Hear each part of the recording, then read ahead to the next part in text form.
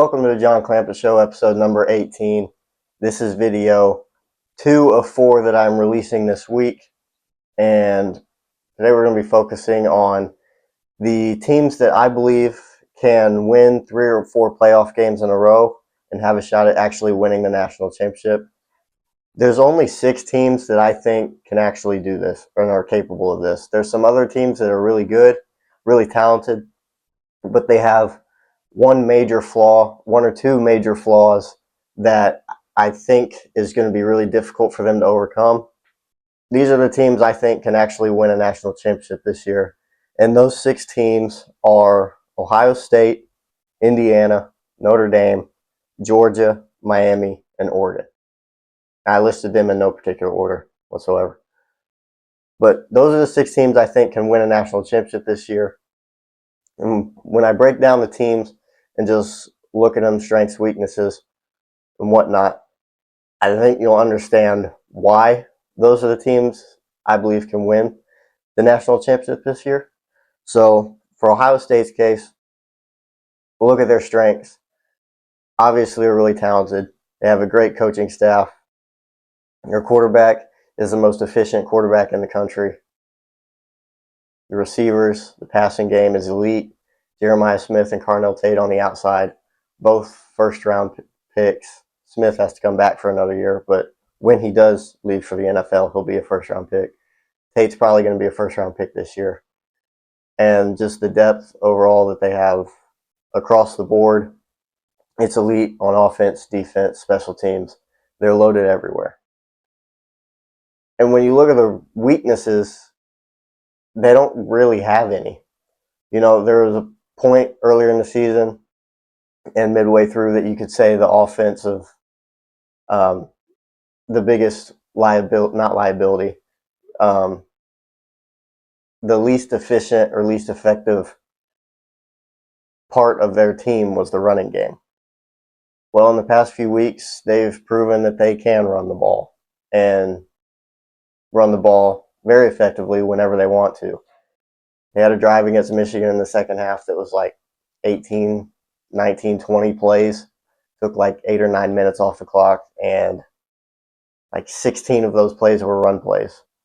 They dominated Michigan, a team predicated on its physicality and winning in the trenches. They dominated Michigan in both of those aspects at the Big House and ended up winning that game 27-9. The only thing that you could really point to maybe for Ohio State as a weakness would be they haven't really been tested by anyone. They've played one game this year that was decided by less than 3 scores, and that was against Texas in week 1, which was Julian Saint's first start ever as a college quarterback.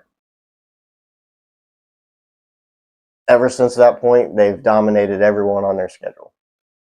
Now this week they play Indiana in the Big Ten Championship, which is going to be their biggest test of the season up to this point.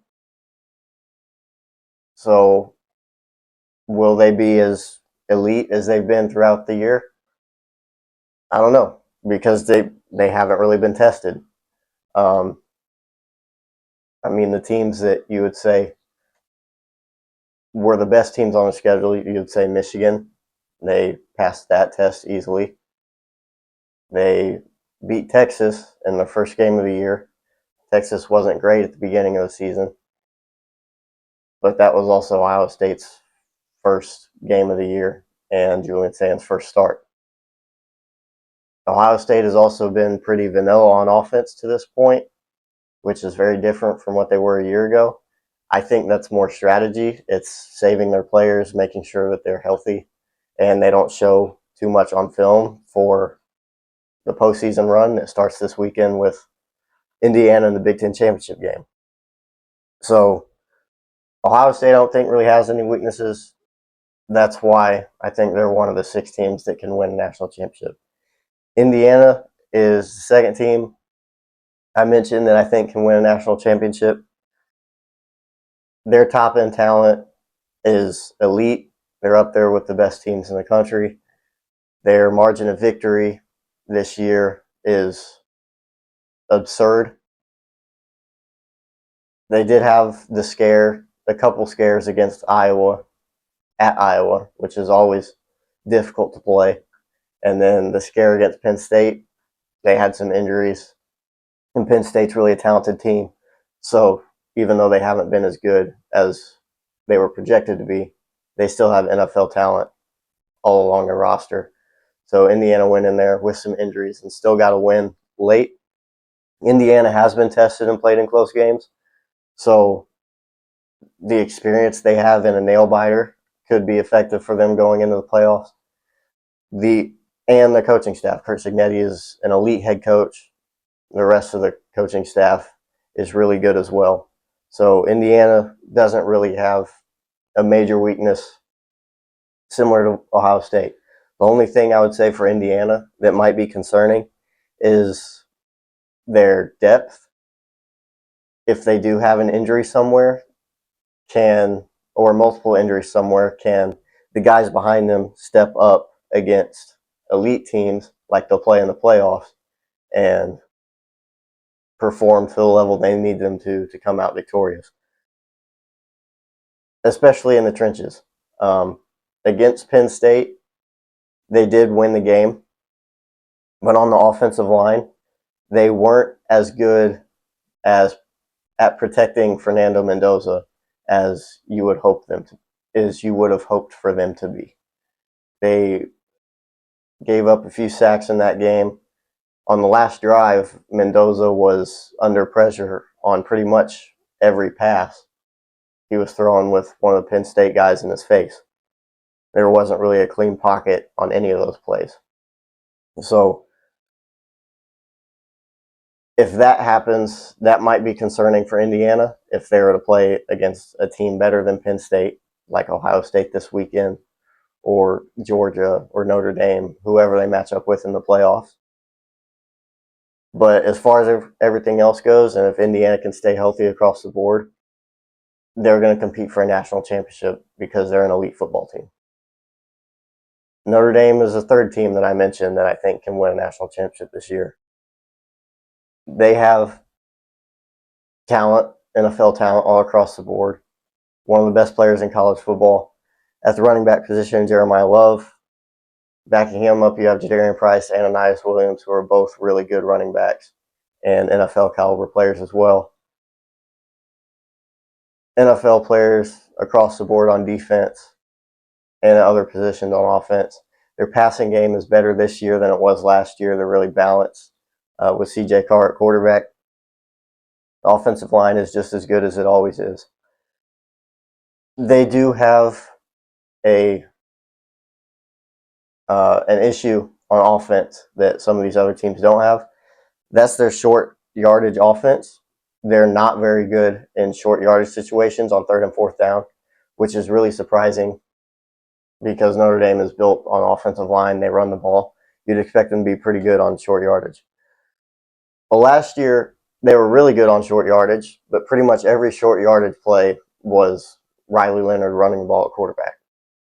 They don't have Leonard this year. It's C.J. Carr. He's not as good of a runner as Leonard is, and he can't take the hits that Leonard could either. They do occasionally run him in short yardage plays, and it's effective because they have the extra blocker, but they can't do it all the time like they did with Leonard. And Notre Dame's rushing attack with its running backs stylistically isn't really a short yardage run game. It's not meant to be able to line up against 8 or 9 guys in the box and just power for 2 or 3 yards against the defense. The way Notre Dame runs the ball, significantly more effective against a lighter box, like usually you would have 5 or 6. It's still even effective with 7 in the box sometimes. But once you load the box, it's not a run game that's just going to line up and get 2 or 3 yards. It's a very home run, big play style run game, which with the running backs, it's a good strategy. But if the defense puts 8 or 9 in the box, then there's the blocking style and scheme of it. There's going to be like 1 or 2 unblocked guys that the running back is going to have to make miss. And doing that behind the line of scrimmage, it's really difficult to get another 4 yards just so you can get the 1 or 2 yards needed for a first down, because the offensive line isn't going to block their guys for an extra 3 seconds so that after the running backs break a tackle or something. So most of Notre Dame's short yardage struggles in the run game are, in my opinion, I think it's because of their running style. It's not built for just short chunks. It's meant to get big plays and home runs. And then defensively, they're very sound. They're a really good defense, but the type of defense they play, they're a heavy man-to-man team like they were last year. Not quite as much with a new defensive coordinator in Chris Ash this year, but they're still heavy man-to-man team, which means it's very boom or bust. They're really good at it. They're really effective at it, but there's always going to be that looming threat that if their offensive opponent can get a blitz blocked up, then there's going to be a big play threat. They made it to the national championship game last year, even with injuries, so they have the talent and depth to do that and overcome some injuries. But they ended up losing to Ohio State. Couldn't quite overcome all the injuries and stuff with the type of defense they played. So Notre Dame is capable of winning the national championship this year, but those are some issues that they probably need to clean up and become more effective at if they want to have a really good shot at winning it. Georgia is another team I mentioned that could win a national championship this year. They're really good on defense as usual. The offense, when it's on, it's on. It can score points really quickly. They can drive the length of the field. They found ways to win games. They just keep winning somehow. The issue I think that might cause Georgia some problems is their offensive consistency. It hasn't been there all year. They've kind of played in spurts. At times, they look like one of the best offenses in the country. At other times, they're putting up 16 points on a Georgia Tech defense that in the 2 weeks prior gave up 100 points combined to Pitt and NC State. So it kind of depends on which version of Georgia's offense you're going to get. And defensively, they're really sound across the board. They don't have a great pass rush this year, which is different from Georgia teams. They've still been really effective defensively at preventing teams from scoring, but they don't have the sack numbers or pressure rates that most Georgia defenses have, which I don't think is going to be too big of an issue for them. It's just something to monitor. They don't get as many sacks, which is really off-brand from Kirby Smart. It hasn't hurt them to this point, but just something to monitor there. I do think Georgia has the depth and talent to overcome injuries as well and make a playoff run. We'll see how they play against Alabama this weekend in the SEC championship game. Alabama already beat them once. It's difficult to beat a team twice in the same season. So, early preview, I think Georgia's going to win that game and split with Alabama. But, yeah, for Georgia to win the national championship, pretty much just have to monitor offensive consistency and get that unit performing at a higher level on a more consistent basis.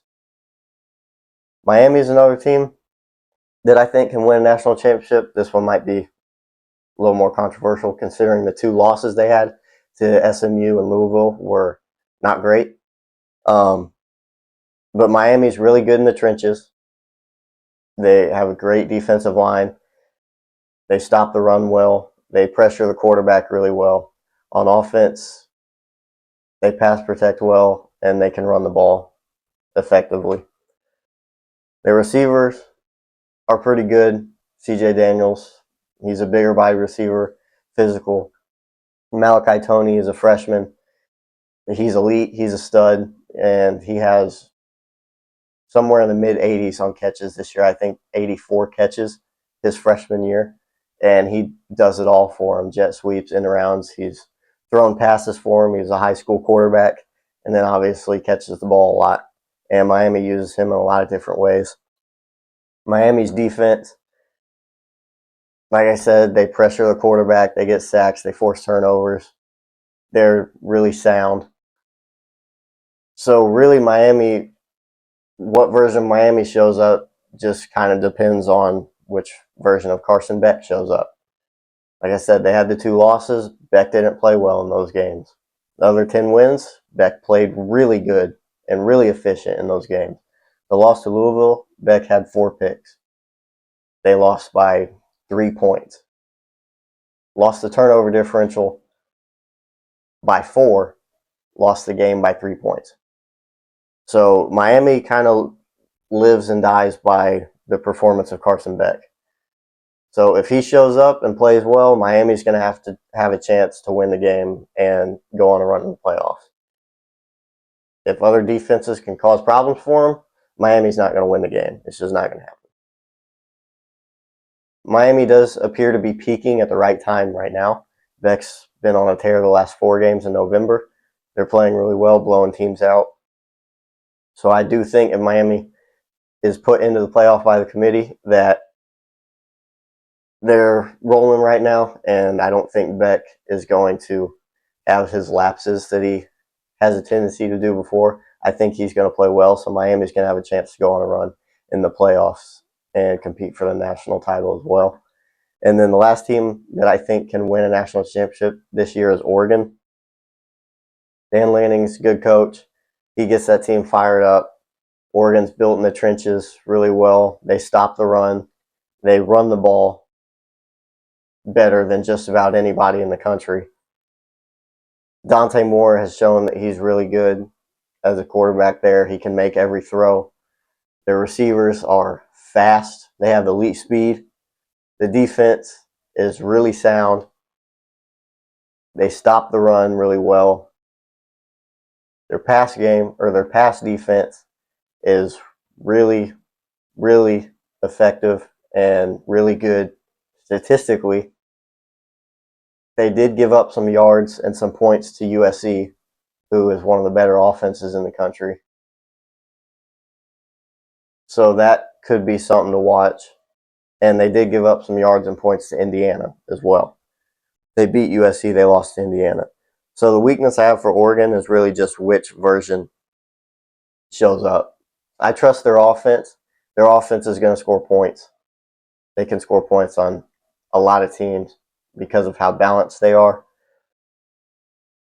Defensively, is the pass defense is the unit I have questions about. Which version of them shows up? Is it the one that gave up 270 passing yards to USC? Or is it the unit that throughout the year has given up like 130 yards on average? They did kind of get beat down by Indiana at home. That's their one loss this year. That's been an anomaly throughout the season. Every other game, they've pretty much controlled from start to finish, except for Penn State earlier in the year when they went on the road and beat them in overtime. That was when Penn State was still expected to be one of the top teams in the country. They were actually ranked number 3 at that time, Penn State was. So Oregon looks like an elite team and a national title contender. It's just which version shows up. Is it the one that got beat down against Indiana, or is it the one that the rest of the season is pretty much beat up everybody? Those are the 6 teams that I think can actually win a national championship this year. There are some notable omissions that I did not include in that group that are talented enough to win a national title, but they have 1 or 2 major weaknesses that I just don't see them being able to overcome, more so than the 6 teams that I just mentioned. Those teams are Alabama, Oklahoma, Texas Tech. That one's really more of a, because I don't know. much about them. I don't know yet because I haven't seen them play. Their toughest game has been BYU. I haven't seen them play an elite talented team yet. So that's really why I don't have them in the group with the other 6. Could Texas Tech? They're sound enough. They're absolutely sound enough. They're very well coached. I just don't know if they have the talent or depth, and because I haven't seen it matched up against an elite team, because the best team on their schedule was BYU. And then Ole Miss, more on that one, and Texas. So we'll start with Alabama. Alabama's biggest weakness is their one-dimensional offense. Their run game is bad. Their rushing offense is not very good. 6 games this year, they've been held under 100 rushing yards. That's half the games they've played. And a few times they were held under 70 rushing yards. The passing offense, when it's on, is elite. Recently, it's not been on. It's been a struggle. The offensive line has given up some pressures and some sacks. Ty Simpson has been less careful with the football. He's thrown some picks of late. And they had the loss to Oklahoma and a 7-point game where they squeaked it out against Auburn last week. They haven't shown improvement running the football throughout the year, except for the game against Eastern Illinois, which I don't count because it's Eastern Illinois. Every other game, they've struggled to run the football. So I think Alabama's one-dimensionality, I don't know if that's a word, but the fact that they can't run the football and they have to pass the football, and if they can't pass the football well, then their offense just isn't going to score. That's why I don't think they can win 3 or 4 straight games in the playoffs en route to a national championship, because they're not going to be able to just throw the football all over the field against teams that are going to be in the playoff. They're going to have to run the ball at some point, and they haven't shown me they can do that, so I don't think they're going to be able to win a national championship with the style of play that they currently have. Oklahoma's the next one. Oklahoma's defense is certainly national championship caliber. They have proved that. They beat Alabama on the road with defensive touchdown. They beat Tennessee on the road with a defensive touchdown. They have the number 1 rushing defense in terms of yards per carry in the country. They're 10-2 with a pretty difficult schedule. Problem with Oklahoma is their offense is very, very, very, very bad. They do not score points offensively. Earlier in the year, they were a little more efficient. They weren't great, but they were better than they were now. John Mateer has not been himself since returning from the thumb injury. If it wasn't for the defensive touchdown they had against Tennessee, they would have lost that game. If it wasn't for the defensive touchdown they had against Alabama, they would have lost that game. They scored 17 points on Missouri at home. They scored 17 points on LSU at home. And the only reason they beat LSU was because of a busted coverage in LSU's secondary that allowed for Oklahoma to capitalize and score a touchdown off of very late in the game. Oklahoma's offense is horrible. And I don't think they are going to be able to score enough points to win 3 or 4 straight playoff games against elite teams to have a chance at winning a national championship. I don't know if they'll make it out of the first round if they go to the playoffs, because their offense just can't score points. They're in that 8, 9 to 10 range right now, meaning a first round matchup would probably be against Notre Dame, Miami, or Ole Miss. They already lost to Ole Miss earlier in the year. This time they would have to travel to Ole Miss, and Ole Miss offense moved the ball pretty effectively on their defense and scored 35 points in Norman, or 34 points in Norman. Notre Dame and Miami, while stylistically are different offenses from Ole Miss, they have just as effective, if not better, offenses than Ole Miss does. So it's not like they can't move the ball on Oklahoma's defense. So Oklahoma is going to have to score points at some point to win a game or multiple games in the playoffs. And I just don't see their offense being able to do that against the defenses that they would have to match up against. Texas Tech, like I mentioned earlier, it's just that I haven't seen them play against an elite caliber, playoff caliber team. I'm not very high on BYU. I don't think they're a playoff caliber team. I think their schedule has been rather easy. Texas Tech, I do think is pretty talented. They have a couple of first rounders on their team, but I just haven't seen them match up against a team of the caliber that they would play in the playoffs. And I don't know if they have the depth to win 3 or 4 straight playoff games, because the game where they had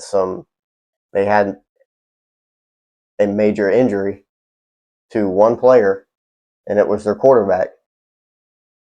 They lost to a vastly inferior opponent in Arizona State. If they have a major injury somewhere, or even one that's not super major but still a guy that's important to the team, is the backup going to be able to come in and take his spot and play to the level that they need him to play to beat an elite team? I don't know. That's why I have Texas Tech in this group and not in the other group. Ole Miss probably would have them in the other group if they didn't just lose Lane Kiffin. Losing the coaching staff is going to impact their performance. It's going to be difficult to overcome. I do think they should still be included in the playoffs because the players earn the right to compete in the playoffs. But I don't know if they're going to be, I doubt they'll be able to win 3 or 4 playoff games in a row with an interim head coach. And probably a different style of offense, because a lot of the offensive staff that Kiffin had followed him to LSU. So I don't know how Ole Miss is going to look in the playoffs. I do think they should be in, but I just don't think that they'll be able to overcome the loss of a lot of their coaching staff. And the last team I mentioned was Texas. Texas, when they're on, is one of the top teams in the country.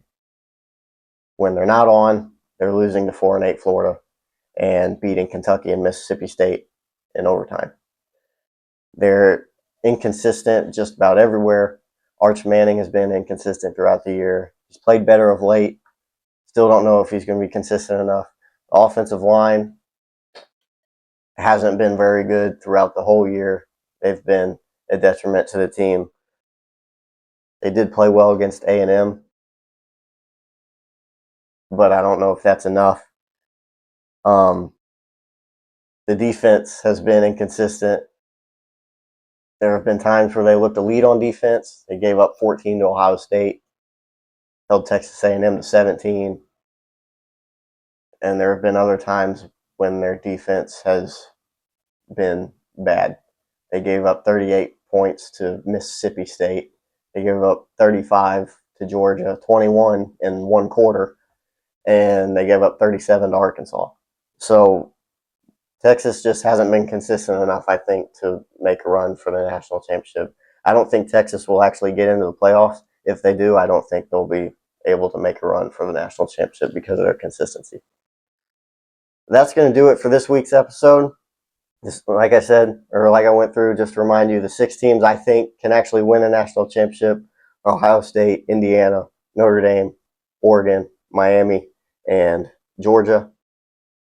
And then some other notable teams that are talented enough but just won't be able to overcome a certain issue. But yeah, that's going to do it for this week's episode. The college football playoff rankings come out tonight. I'll be reacting to those in a video that's going to release tomorrow. And then Thursday, I'm going to have my conference championship weekend game picks and previews with you. Planning on having a guest in that video as well, making his picks. It's going to be a different guest that I haven't had on the show yet, so you don't want to miss that one. Subscribe to the channel so you don't miss any of the content I drop. Turn the notifications on so you can get the alerts that I have dropped a video. Like this video, and thanks for watching, and I'll see you next time on The John Clamper Show.